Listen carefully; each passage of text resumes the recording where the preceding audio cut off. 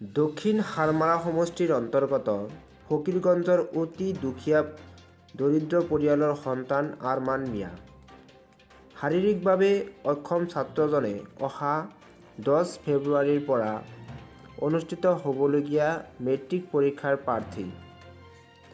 আজি দক্ষিণ হাৰমাৰা মানকাছাৰ জিলাৰ ছাত্ৰ সন্থাৰ সাধাৰণ সম্পাদক শ্বৰিফুল ইছলাম প্ৰধানীয়ে ছাত্ৰজনৰ ঘৰত উপস্থিত হৈ পৰীক্ষাৰ বাবে শুভেচ্ছা জনাই কয়, ছাত্ৰজনক চিকিৎসাৰ ক্ষেত্ৰতে হওক বা আন কোনো ক্ষেত্ৰতে হওক সহায় কৰিবলৈ আজিলৈকে চৰকাৰ, জিলা প্ৰশাসন লগতে জনপ্ৰতিনিধিসকলে কোনো ধৰণৰ সহায় সহযোগিতা আগবঢ়োৱা নাই, যাৰ বাবে পৰিয়ালৰ লোকে এতিয়া নিৰাশ হৈ নিজ সন্তানৰ বাবে ৰাইজৰ পৰা সহায় সহযোগিতা কামনা কৰি কাতৰ আহ্বান জনাইছে।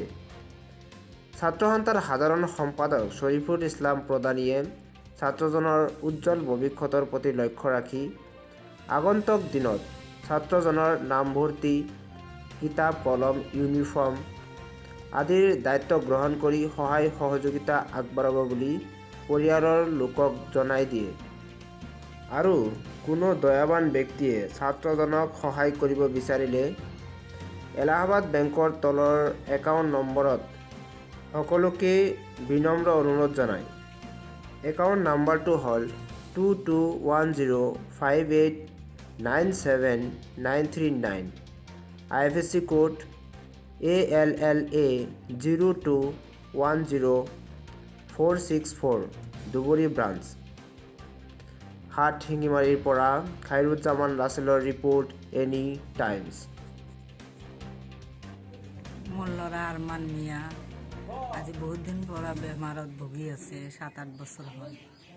চিকিৎসা কৰিলোঁ বহুত, বাঙালৰ টাঙলৰ চব জাগাত লৈ গ'লোঁ। তাৰ বেমাৰটো মানে শক্তি নাপায়, একদম ঘৰতে পৰি আছে।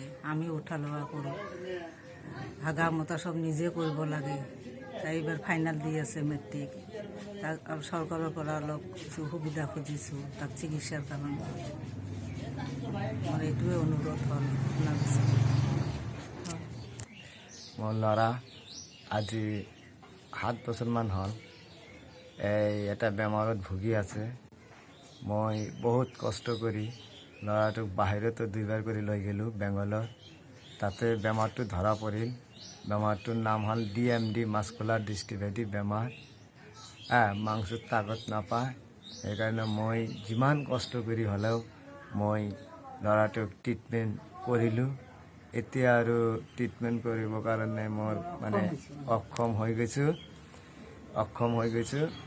এতিয়া কোনো প্ৰতিনিধিৰ পৰাও আমি সহায় সহযোগিতা নাপালোঁ। এতিয়া অলপ মানে প্ৰতিনিধিৰ ফালৰ পৰা, চৰকাৰৰ ফালৰ পৰা অলপ সহায় পালে মই ল'ৰাটোক অলপ ভালদৰে ট্ৰিটমেণ্ট কৰিব পাৰিলোহেঁতেন। দক্ষিণ হাৰমাৰা সমষ্টিৰ অন্তৰ্গত ফকীৰগঞ্জৰ এজন দুখীয়া দৰিদ্ৰ পৰিয়ালৰ ছাত্ৰ, নাম আৰমান মিয়া, দেউতাকৰ নাম লাল মিয়া। আজি প্ৰায় 6-7 বছৰ ধৰি শাৰীৰিকভাৱে অক্ষম হৈ আছে। শাৰীৰিকভাৱে খোজকাঢ়িব নোৱাৰে, অতিকে দুৰ্বল। কিন্তু তেওঁৰ মানসিকতা দুৰ্বল নহয়, তেওঁৰ পঢ়াৰ প্ৰতি বিৰাট আগ্ৰহ। অহা 10 ফেব্ৰুৱাৰীৰ পৰা অনুষ্ঠিত হ'বলগীয়া মেট্ৰিক পৰীক্ষাত তেওঁ এজন প্ৰাৰ্থী, তেওঁ মেট্ৰিক পৰীক্ষা দিব। তেওঁৰ খবৰ পাই আজি আমি তেওঁৰ পৰিয়ালৰ ঘৰত উপস্থিত হৈছোঁ। পৰিয়ালৰ লগত আলোচনা কৰিলোঁ আৰু দেখিলোঁ যে তেখেতসকলৰ লগত আলোচনা কৰি আজিলৈকে চৰকাৰ, জিলা প্ৰশাসন বা আমাৰ জনপ্ৰতিনিধিসকলৰ পৰা কোনো ধৰণৰ সুবিধা প্ৰদান কৰা পৰিলক্ষিত হোৱা নাই।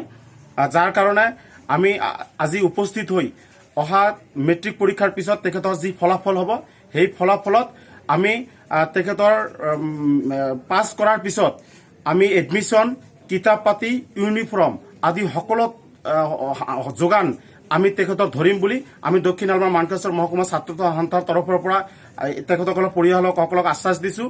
আৰু আপোনালোকৰ যোগেদি আমি অসম চৰকাৰ, আমাৰ জিলা প্ৰশাসন আৰু স্থানীয় জনপ্ৰতিনিধিসকলক অনুৰোধ জনাইছোঁ, এই ছাত্ৰজনৰ, দুখীয়া দৰিদ্ৰ শাৰীৰিকভাৱে অক্ষম ছাত্ৰজনৰ কথা চিন্তা কৰি ভৱিষ্যতৰ যাতে উজ্জ্বল হয় তাৰ কাৰণে আমি সকলোকে অনুৰোধ জনাইছোঁ, সকলোৱে অলপ আগবাঢ়ি আহক, সকলোৱে অলপ সহায় সহযোগিতা কৰক, যাতে ছাত্ৰজন শাৰীৰিকভাৱে সুস্থ হৈ ভালদৰে লিখা পঢ়া কৰি আমাৰ অত্ৰ অঞ্চলৰ সুনাম কঢ়িয়াই আনিব পাৰে তাৰ কাৰণে সকলোৰে সহায় সহযোগিতা মই অনুৰোধ জনাইছোঁ।